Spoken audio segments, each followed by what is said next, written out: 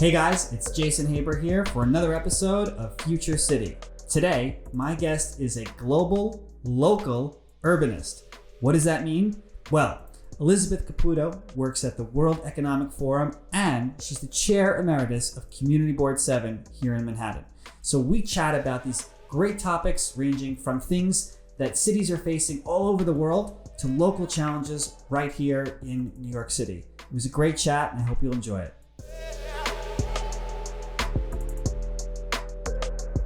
Elizabeth Caputo, thank you so much for coming here today. It's great to see you. It's great to see you too, neighbor. So do you know why we are neighbors? We live in the same neighborhood, Upper West Side here in New York. Do you know why you're here today? I know part of the reason why. So you are, in my opinion, you're like, I'm going to make up a term. You're a globally localist urbanist. Correct.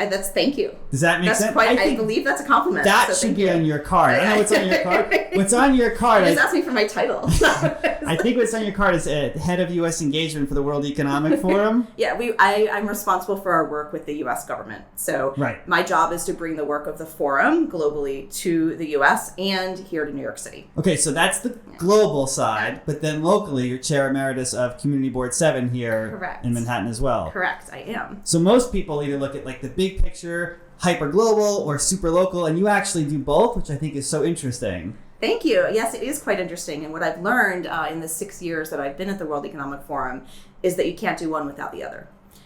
Interesting. Why not? Because every project, every new technology, every new innovation that we try to do here in the United States or globally has its roots at the local level. Okay, so hold back for a second because some of our listeners and viewers may have lived under a rock at some point in their lives. Some. They may not be familiar with the World Economic Forum. Quick and dirty on that. Sure. The World Economic Forum is an international organization. Think of the International Red Cross. It's structured the same way. That is focused on public-private collaboration. Our motto is to improve the state of the world. It's a very broad, big mandate. How do we do that? We work together by bringing together leaders from the private sector, the public sector, and civil society to try to tackle some of the world's biggest challenges. And it's not just, everyone knows them as the events, like the Davos event every February, but it's not just an event-driven organization, is it? It's not. And in fact, we've moved, even since the time that I've been at the forum, much more towards driving impact. So as I mentioned, my role is to bring the work of the forum, the global work, to the U.S. beyond Davos. It's a big meeting every year where a lot of issues are sort of kicked off and tackled. But the real work, and 95% of what I do every year and every day, is focused on how we're going to change things here in the United States for the better. All right, so let's talk about that too, because right now I think is an interesting point in our history as on humanity's scale. Because for the first time in history now, more people live in cities than they do in rural communities all over the world. So we have these huge growing urban populations, and at the same time, we have new challenges like climate change, like we're seeing right now. Well, as we're doing this taping, Hurricane Dorian is lashing onto the Outer Banks of North Carolina.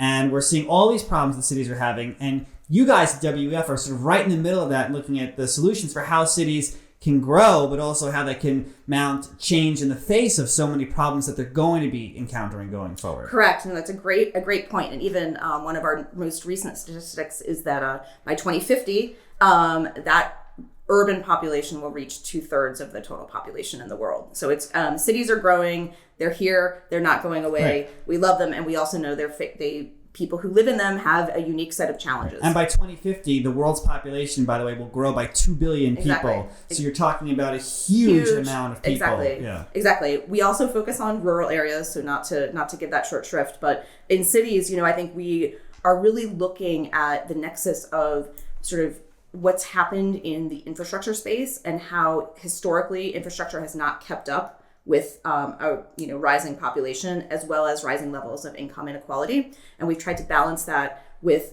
sort of looking at how technology and innovation might actually be able to help advance some of the burgeoning crises related to cities, but also try to mitigate the risks that are associated with these new technologies. Let's talk about this. What are some examples of that might be interesting that people Sure. So I don't want to pivot away from climate. I'm happy to talk about that a little more. Relates to it too. Not my total area of expertise, but in terms of the work we're doing across platforms, The forum takes a very platform approach to how it solves problems. So again, we look to try to bring together, a CEO or a business leader with a government from around the world, with a university president or somebody from another international organization, and perhaps somebody from the media. And in the case of what we're doing most recently has been in this sort of emerging technology. We call it the fourth industrial revolution, right? Which is sort of technology is moving at such a drastic pace that how can we keep the human element as a part of that, but also recognize that technology is here to stay, and how can we advance it for the best possible good, but also mitigate the risks. So part of what we did in the last 2 years was we opened up a center in the city of San Francisco at the Presidio, focused on we call it the Center for the Fourth Industrial Revolution. We have 9 projects. We call it a do tank rather than a sort of think tank, where we have emerging technology projects from everything from artificial intelligence to drones and aerial mobility to urban and autonomous mobility, which is another area that we can dive a little bit deeper in today, to data policy, to precision medicine. And again, it's really looking at more broadly at sort of technology governance. Sort of we recognize, and I think there's no place in the world, and the forum was out in front on this, that has really tried to tackle like how these technologies can work in cities and in regions throughout the world in a way that, again, advances the technologies, but does so in a way that we really focus on at a local level what's needed to make them successful and mitigate the risks that are associated with them to advance sort of overall sort of human-centered goals. Are you working with data? And the reason I ask is because data is more important to cities now than ever. In fact, data is now more valuable than oil. Right. Data is the future. And so how do we use that for sort of smart cities and problem solving in urban environments? Sure, we do. And in fact, we have our head of IoT at the center is a gentleman named Jeff Merritt, who actually used to work here for the city for a number of years for the mayor. And he's shaping that effort. I think what the data policy work is something where we use the example of e-scooters. And in the case of e-scooters, you have issues related to safety, you have issues related to the environment, you have issues related to zoning and planning and how they're going to get rolled out on the streets of a given city. But what a lot of people aren't thinking about is what's happening to the data. Are there people in a given city who don't have a credit card to begin with, so they can't use the scooter? If they do have a credit card, how can we best track that information so that a city can know if a scooter is going from point A to point B, where's that information going, and can it be brought back to a city in a way that can help with future planning? So we're doing that. We're doing several pilots across the world right now, looking at things like that, whether it's on civilian drones, whether it's on autonomous vehicles, or whether it's on e-scooters. And do you think that things like flying taxis or drones for delivery of packages, do you think that actually will be incorporated into cities, or is that just sort of fantasy land stuff? So that's real. They're not going to. They're here. Right. I mean, they're here. They're here in other parts of the world already, and they're coming to the United States. And I think that the concern I personally have, taking off my forum hat and putting on more of my community board hat, is, for several years many years when I was chair of the board, I think there was this feeling like, those are things that are so far off in the future, but they are here. Jetson stuff, they said that about City Bike, and then we had it, and most of the people on our board were very reluctant to embrace bike lanes and bike share technology. And now the biggest complaint, by the end of my term as chair of Community Board 7, the biggest complaint I got was not, oh, these things are taking up space in front of us and an eyesore to my, apartment building, but rather, myself and my spouse, we want to go out and use the bikes and there aren't enough of them. Right. So they clearly have been adopted and have worked in a way that, but it's taken a lot of community sort of input and insights. And, I still think with things like City Bike in New York, that data question still exists, right? Going back to your earlier point, that I do think that information and that data can be used in a way that doesn't just go to a company that can then sell it and make a profit off of, knowing your every whereabout in a city, but can go to a city and actually help serve as a valuable tool for urban planning. But what's a good example? So you have the data, how do you use it to help the city forward? Well, I think this hasn't happened in in New York, to my knowledge. Maybe it is being used, and I don't work for the city, so I don't know how it's being used exactly. But say there's just thinking out loud with you here. If there is a customer who's using a city bike every day to go to a subway stop, or to go from their home to a subway stop, or if they're home to a grocery store, that information can get tracked today, and it can be useful to find out, okay, there needs to be a grocery store in this neighborhood or in that neighborhood, or this person's like getting off here to get on a subway. That's all information that's valuable to city planners. Right. And something that I think is not being harvested enough in a positive way for cities right now. Again, I'm speaking solely with my non-forum habits. No, and what do you think going forward? Is climate change the biggest threat to success in cities going forward around the world, not just here in New York City? Yes, I think I would say yes, but I think I think it was Jay Inslee who made this connection, or one of the presidential candidates in the debates earlier this week, where you can't stop in New York City thinking about the income inequality shifts. Here in Manhattan especially, there is no more middle class. Right. And the the divide and the growing numbers of people at the top end of the spectrum and the bottom end of the spectrum are growing. And so as much as, and I think climate change is, you can make somewhat of a causal link between the two. It's not everything, but it's a piece of it.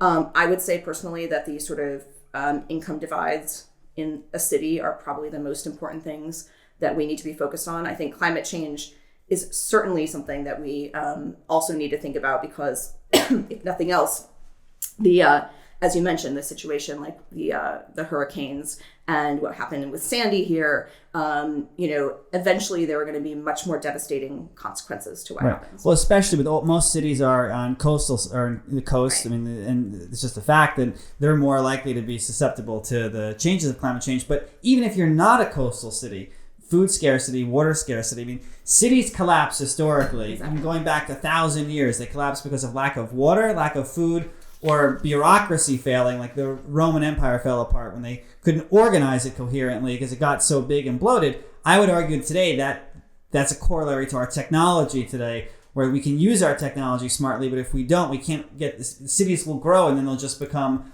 ungovernable. Right. And this comes back, and I think this comes back to infrastructure as well. So I spent a portion of my early career in public finance and working on infrastructure finance. And it's amazing, in an industry that was traditionally not seen as very innovative, buildings and construction is now looking at designing things that are, more LEED certified, more sustainable. Right. And investment has to come not just from the traditional sources. And I think the forum in particular, I just want to sort of read something that the forum is working on right now, where, one of the statistics they use is commercial buildings consume more than 1/3 of total end use energy and are responsible for nearly 40% of total direct and indirect carbon dioxide emissions.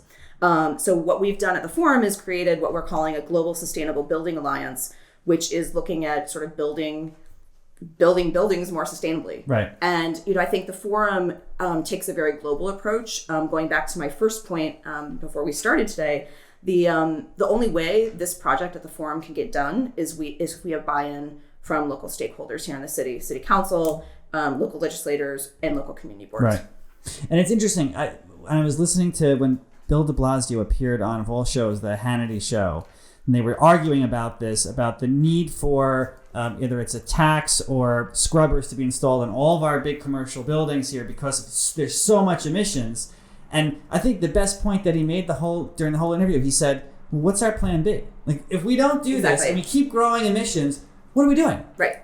No one's given me a plan B yet. No one has found a planet B, Earth, right? Like, it doesn't exist. Correct. At least not yet. Correct. So, like, what are we doing? Correct. So there is no plan B, and right now, and so that has to be. It has to be a focus. Right. And as I said, I think the linkages are very clear between both to the income inequality argument, but also to the fact that doing this actually makes good business sense. And so for people who are thinking it's going to be more expensive or hurt the bottom line, whether it's a developer or an infrastructure finance group in the private sector, they're starting to realize it's all stuff that actually makes good business sense as well. So I think that's great. And I think also what I wanted to pivot to for a few minutes is, because you're also the chair emeritus of Community Board 7. A lot of people don't know what the community boards are. And the reason it's important is a lot of people right now feel helpless, who aren't in government, who don't work in politics, who have jobs in the private sector, public sector, but they're really worried about the issues that we're talking about. And I always tell them, go to the community board meetings. It's the easiest way to get involved in your local community, whether it's a community board here in New York or outside of the city. There are plenty of, in Washington, D.C., they have these ANCs. All different cities around the country and around the world have these local organizations. Exactly. And you should be active in them. Yes. So thank you very much for giving me a chance to sort of promote what I believe is one of the gems of this city in terms of participatory democracy, which is our community boards. Here in Manhattan, we have 12 of them. And there are 50 board members that are appointed by both the borough president, ultimately by the borough president, but also by the local city council members here. And the goal is really to bring up local issues and raise issues, whether it's related to land use and zoning or bike lanes or environmental issues or big developments that are going up, and try to sort of have a reasoned conversation and debate. So I'll just give a really quick example of why I think they're so important. And it's something that I worked on during the time I was chair, which is many people who have moved here recently aren't even familiar with the fact that City Bike did not exist 5 or 6 years ago. And when, as I mentioned earlier, as City Bike got rolled out, we hosted a lot of very, very community-focused meetings. So we brought everyone together. We had big maps of the CB7 district. My district happens to go from 59th Street to 110th, Central Park to Riverside Park. So it's a nice rectangle. And we brought in the Department of Transportation, and we had invited anyone from the community to come and put push pins in red, yellow, or green. Red where they thought we don't want a city bike station here. Right. It's not going to work. Green where it could, and yellow where it was maybe. They took that information and actually used it when they did the initial launch. We also then had Jay Walder, who at the time was the head of City Bike, come and speak directly in a town hall setting to our CB7 members. Now, to link that to my broader work at the forum, what's interesting, and where I keep going back to the all politics is local and all global is local, I invited Jay. We had Jay at one of our global meetings on autonomous vehicles and autonomous mobility 4 years ago. Mm-hmm. The meeting was anchored by the U.S. Secretary of Transportation, Anthony Fox, and by the CEO of Ford at the time, Ford Motor Company, Mark Fields. Jay, I couldn't tell what he thought of the meeting. He had a chance to speak and talk to people. I ran into him a few months ago, and he said, "Have you been to San Francisco recently?" And of course, I go there all the time for work. And he said, as a result of that meeting, there's now been a $50 million investment from Ford in San Francisco. So anytime you go on a San Francisco bike, it's the Ford Go Bike. So it was sort of one of the first cases where I saw at the forum very directly how you can have an impact on something that can be very large by something that started out as very local conversations. And isn't it interesting how successful it's been? I mean, here's a mode of transportation that we basically forgot about for like 50 years. And just said, forget it, or in the age of the automobile, right? There's no emissions from it. It's safer than a taxi. Right. Although I'll stop you there.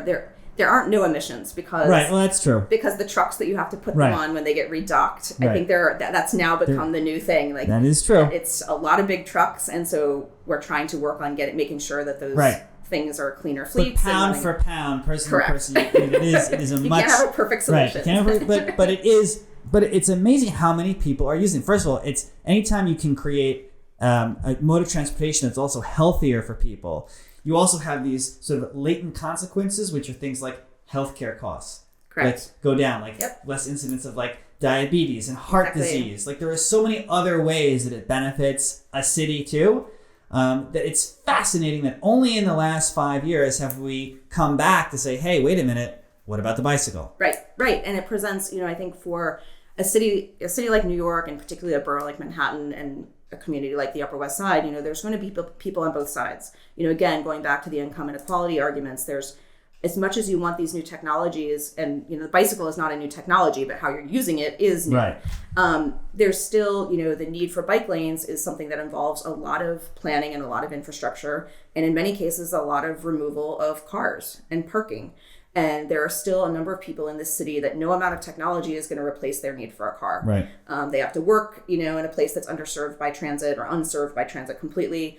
They're disabled and they need a vehicle. And so it's been really fascinating. And again, these conversations all happen at the community board level. Right. And I would really encourage anyone who's listening to this to really get engaged. You can go to your borough president's website and get information about when the application deadlines are. But again, we are always looking for great people. And it's been probably the best thing and most rewarding thing I've done in my 20 some years of living in New York City. Wow. So this is why I had you here today, because you're a globally, locally urbanist. I love it. I want more people to get involved. So get involved, join your local boards, whether you're in New York City or, almost every city has a version of this. Correct. So there, and it's a great way to make an initial impact. There's a lot of helplessness and hopelessness out there right now, just because of the climate we're in and the things that are happening.